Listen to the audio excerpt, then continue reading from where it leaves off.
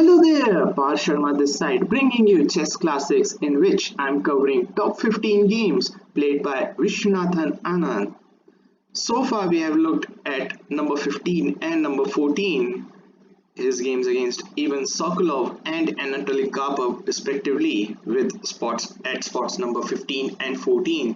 So the game at number 13 is his game against Victor Bologan from Dortmund 2003. And again, another game which shows Anand's brutal assault on his opponent, and just, I would say, his attack is so tremendous that the opponent forces just simply crumble under pressure, which we saw in our last video when he totally crushed Anatoly Karpov with his relentless attack. So now in this game, Anand is white and Bologan is black. So without further ado, let's jump onto this. And this game is another example of Anand's brutal assault, and again just punch after punch after punch and never stopping attack. So Anand is white, Bologan is black. Anand opens with e4, Bologan opens with Caro-Kann, c6, d4, d5, knight c3, so-called classical variation, d takes, knight takes, and now knight d7, the Karpov variation. And if you plays, I would say if your opponent is not careful, then after queen e2, this is a variation. If after queen e2, he can run into this mate as well. So avoid this. He plays knight. I would say in the variation he can play knight d to f6, knight f3. This is all standard, and after queen d3 everything would be fine. This was the variation, the queen e2 move. So back to the game. Here Anand plays knight to g5, which is also okay, but the problem is you are moving knight more than once in the opening. And instead of developing, you're moving this piece back and forth, or I should say moving it one after another. So black continues his kingside development by playing knight g to f6, and main line here is to play bishop to c4, attacking the pawn, so forcing black to play e6, and this is all very well known stuff. And in fact there's a famous game between Tal and Petrosian, where Petrosian simply crushed Mikhail Tal. Was it in 1973? Can't recollect the year, but it was the Caro-Kann. But here Anand plays bishop to d3 and continues the development. Knight 1 to f3, and now bishop d6, preparing to castle this side. Queen to e2, so white is preparing to castle on the queen side. Now h6, kicking the knight, so knight comes to where it came from, to e4, knight takes, queen takes, now queen to c7. Obviously you didn't want to castle there, because then queen h7 would have been made. So here, and in fact this position arose in one of Anand's game, but in that game he was black against Kasparov in 1998, where Kasparov played queen to g4, and it was the first time that Anand lost on time. So you can see that Anand must have invested a lot of time in this opening, not in the game but prior to the game, because a player who's known as Lightning Kid loses on time is one of the most staggering facts. I mean, sun can rise from west, but Anand can never lose on time, so it was pretty much like that. So anyway, so Anand must have found refutation to queen to g4, so understandably he plays short castles, and Bologan is completely struggling with his queenside development, and his king is still caught in the center. So he tries to play b6 to develop this bishop to b7, and so queen comes to g4. Obviously if you castle, then bishop takes h6. So black plays g5, so it is quite clear that his intention is not to castle to king's side, because he has already moved these pawns, and this bishop is, I would say, this bishop is looking way too far to come in defense of this white black king if it castles this way. So Anand plays queen to h3 and Bologan plays rook to g8. Well, it is quite peculiar. If you get greedy, let's say by taking the pawn on h6, then I'm afraid bishop f8 actually wins a piece.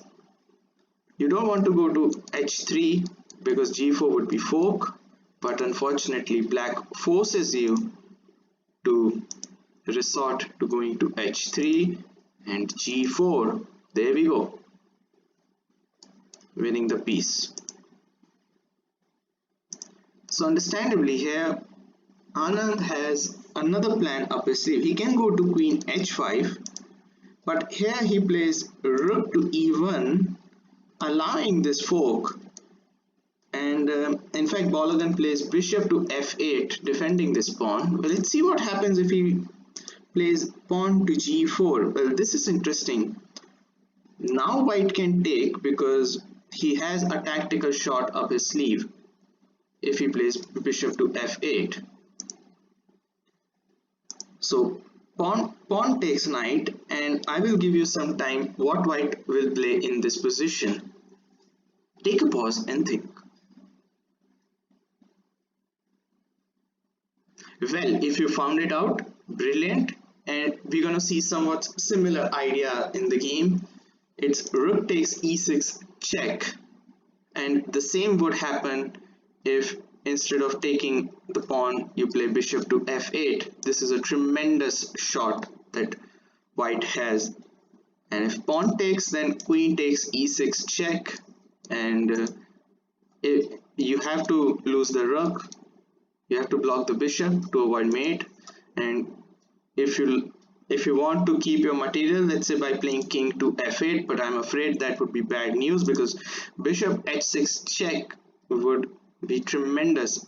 The only move is to block with the rook, and after queen f5, king to g8, again resorting to the material. The best would be to go to the e file, but then bishop to c4 check, king hides in the corner, and after bishop takes g7, king takes g7, queen g5 check. This king is so much exposed, bang in the open.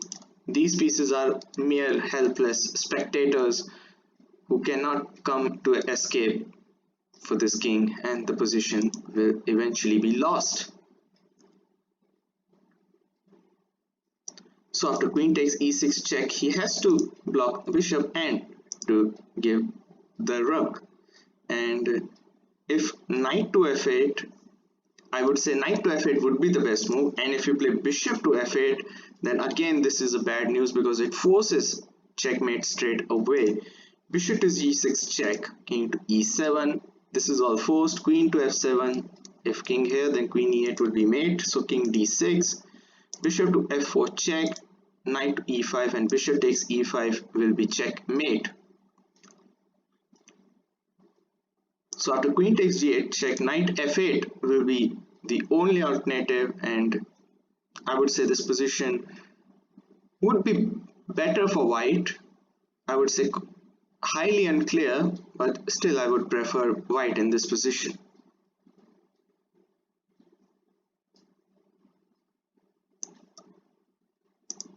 So after rook e1, g4 would have been an alternative. Instead he plays bishop to f8, and Anand plays queen to f5. The pawn cannot take because of the pin, and he's also threatening to play queen h7, but maybe queen h7 would be met by rook g8, so that won't be any problem. So he plays bishop to g7, Bologan, and he plays h4. So what he wants to do is to break this pawn chain, or I should say pawn structure, so that after this capture, this knight can jump, and knight can jump to g5, creating threats on f7 or maybe e6, whether it be by the rook or by the knight on g5. So this is his basic plan. So Bologan comes out of the pin by playing king to f8, and now the queen is attacked, so queen jumps to h3. It jumps to h3, so it was it was suggested that queen e4 might have been a better option, but after knight f6, queen to e2, bishop to b7, I would say the structure, structure would still favor white, but it would be really difficult for white to convert this. So after king f8, he goes queen to h3, rook to h8. So now takes, then he wants to take with a tempo on the queen, and also this open h5 would also give this chance for black queen. So Anand does take the pawn on g5, takes, and now queen to g4, and this actually knight is supporting, so there is no queen h2 here. Bologan plays c5 in this position, and Anand takes the pawn on g5, and here the best move should have been to play knight to f6. Looks like bringing more forces towards a black king to at least safeguard this king is the better option, and bishop b7 is also looking on the cards, giving another option, let's say, to play e5 to unleash this bishop on this queen. And that's after knight f6, bishop to f4. So if knight takes, then bishop takes the queen. So queen e7 would be only move, and then now queen, and then queen g5 would come, and then bishop e7. Structure would still be fine. It would be very difficult for black to hold, but still I would say white would have better chances. And after bishop takes g5, if you play f6, then rook takes e6, f takes g5, and queen f5 check is simply way too much for black to handle. If you come here, then bishop c4 might come, or even rook e8 would be dead end instead of bishop c4 if king g8. So after bishop takes g5, he plays c takes d4 Bologan, and Anand continues to keep attacking by playing rook a d1. Very a peculiar move, or I should say not peculiar, but I would say better move, a good move. And with this bishop on g5, you can see this is somewhat cutting. This black king cannot come here, this queen cannot come here, and f6 we have already seen what would happen.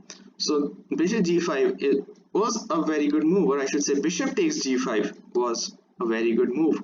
And here the best move for black should have been to play knight to c5, creating more threats like e5, unleashing the bishop as we have already mentioned, and white would do the same after bishop e4. Now e5 would be, I would say, looking like white is running out of answers. The pawn is attacking bishop, this bishop is attacking queen, but white can solve its problems tactically by playing queen takes g7 check. After king takes g7, this fork, and white will be a pawn up in this position, and eventually this weak pawn also would drop, so he would eventually be 2 pawns up in this position. But after rook e to d1, Bologan, desperately trying to develop its pieces, plays bishop to b7, and I will give you some time. Take a pause and think what Anand played in this position. Well, if you found it out, that's awesome. And if you just want to see what spectacular move Anand played, is rook takes e6. Brilliant! Boom! The double exclaim move by Anand is simply amazing. Bologan did take that rook on e6, but let's see what happens if he takes this knight first, the intermediate capture, or I should say an intermediate simplification. And in fact, this was the best option in this position as it turned out. Queen takes f3 would be the reply. Now this pawn cannot capture the rook because of this absolute pin. But now comes this queen to h2 check, but I'm afraid after king f1, if we let's say play here, then king escapes to e2 and there would be no checks. So the rook is also attacked, by the way, in the corner, so this queen has to drop back to b8 defending the rook. And after rook e7, threatening mate here, knight to e5 defends this mate. And after queen d5, while black has created tremendous pressure, this rook is defended by this bishop, and I would say there is nothing that black can do in this position. This is totally hopeless. If you try to play f6, then actually black can in fact take this, or even you can play bishop here, or maybe there are many ways to win this position. So after rook takes e6, Bologan does take that rook, and now comes another beautiful shot by Anand. I would give you again some time to take the pause and think what Anand played in this position. Well, if you found it out, brilliant. And if you just want to see what Anand played, bishop to e7 check, another spectacular move. Looks like sacrificing the bishop, but in fact it is to deflect the king, or I should say decoying the king to a wrong square. King takes e7, now queen takes g7 check, regaining the bishop. And as we always talk about man-to-man comparison, you can see that this rook has served absolutely nothing in this game, and whereas white rook gave itself up as a clearance sacrifice to create more complications to attack this black king. This is tremendous. And that rook which was sacrificed was much better than this rook on a1, or I should say a8. The king has to go to d6, otherwise this rook drops if king d8. So king d6. Now comes knight takes d4, threatening knight b5 fork, the royal fork. So he comes out with queen c5. Well, in fact, he can play knight b5 in this position. Anand played another move. After knight b5, king c6, bishop to e2, another intermezzo move, threatening rook d6, rook a d8. Well, in fact, it is actually threatened right now as well. The queen would take it, and after knight takes, king takes, but at least this knight would be defended. So after b4, queen takes, because if queen leaves this square, then this would be the end. So bishop takes b5, king takes, rook takes d7, this was the point, bishop d5, c4 check, king takes c4, again deflecting even further, and after rook takes, queen c7 check will pick the rook, and that will be the end of the game. Queen against bishop is no match. So after queen c5, Anand played bishop to f5. Is what I assume is threatening to play bishop takes and then threatening queen takes knight, or even knight b5 for that matter, so that this rook gets full access to this king, and also threatening discover checks by playing knight here or here, and this king absolutely found itself not safe at all. And if king here, then knight takes e6 check would be fork. So Bologan plays queen to e5 in this position. Well, what happens if he takes the bishop? Then comes knight to b5 check, and if king c6, then queen takes d7 will be mate, and after, let's say, king e6, but then rook takes, and let's say if you play rook a to f8, well, you just have to deflect this queen, and in order to play this, you can play even b4 for that matter, and that would be the end. Not b4, but knight d4. Knight d4 will be enough. So after bishop f5, he plays queen to e5, and again comes the discover check, knight to f3, queen to d5. But he can take this queen straight away, but he plays queen to g3 check. After king e7, now he takes the queen on d5.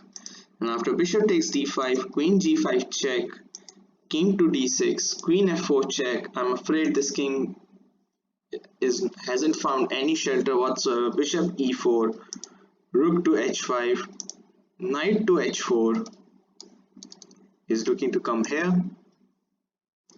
rook to g8, there we go, knight g6 check.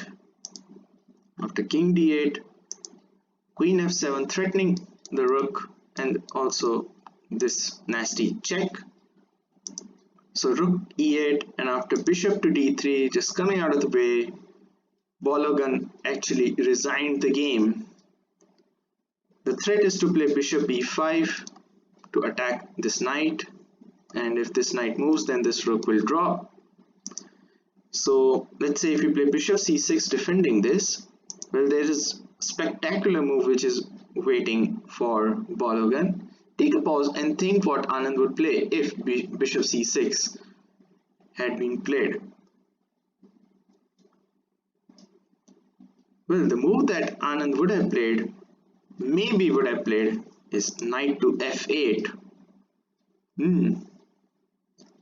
Threatening knight here, and also queen takes rook.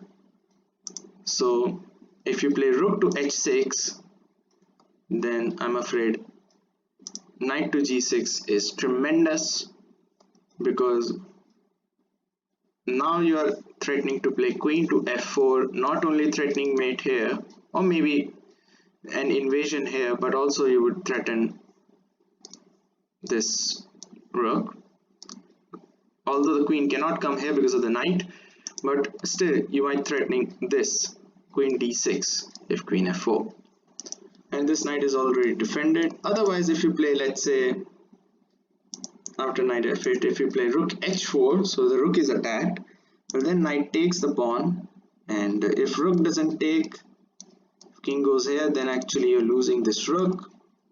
Let me show you. If rook takes, queen takes, the bishop is attacked, and if king c7, queen g8, and black is in total sutswang. So after bishop d3, Bologan resigned. Wow, what a beautiful game this was from Vishy. Truly the Vishy code. So I hope you liked the video. Tomorrow I will be bringing you number 12 in his best games list. So thanks for watching, and do take time to like, comment, share and subscribe to this video. And if you like my work, then you can also support me on Patreon and PayPal. You will find the links in the description, because your support is my motivation which keeps me going. Thanks for watching. Stay safe. Cheers. Bye.